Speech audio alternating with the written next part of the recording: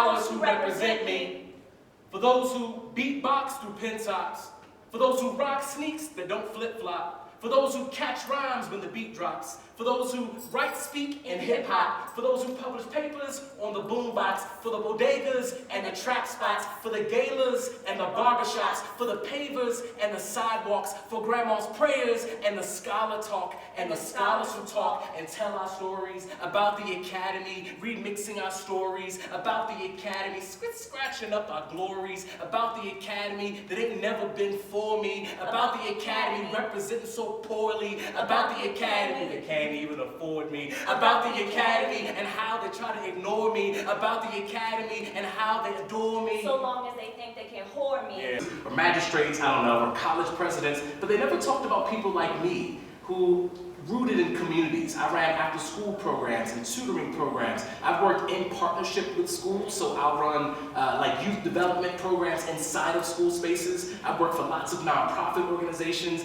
government organizations, but I've never been a traditional, I've never worked full-time for a school in my life. I've always sort of like hurled these fences of being a community educator, a school-based kind of partner, and there are lots of people in the world like me. So identifying spoken word poets as my unit of analysis, I was also interested in how then can I use poetry also as like research. So what I did, or what I have done, is I've interviewed people around the country, kind of like me, and I've just been collecting their stories, right? So just interviewing them, how did you grow up? What was your educational experiences like? What communities do you come from? How did you wind up being a spoken word poet and an educator and someone who manages programs in schools? And how did this happen?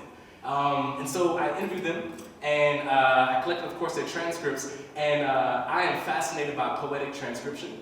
So for those of you who are qualitative researchers and you are able to turn your data into data poems for analysis, I'm fascinated by that process.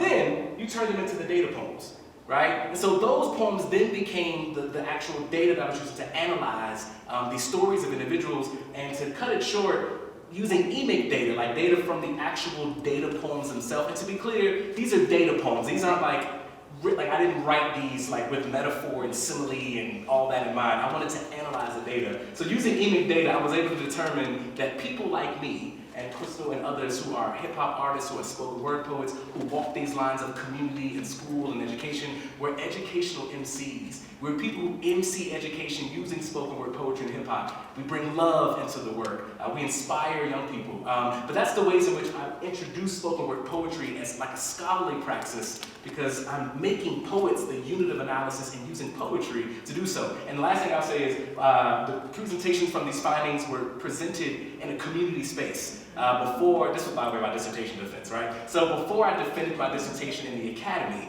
I did it in the community first. And so my mom came, grandma, people in the neighborhood, pastors, children, so that everyone can get this before it gets to the academy, and that is decolonizing praxis.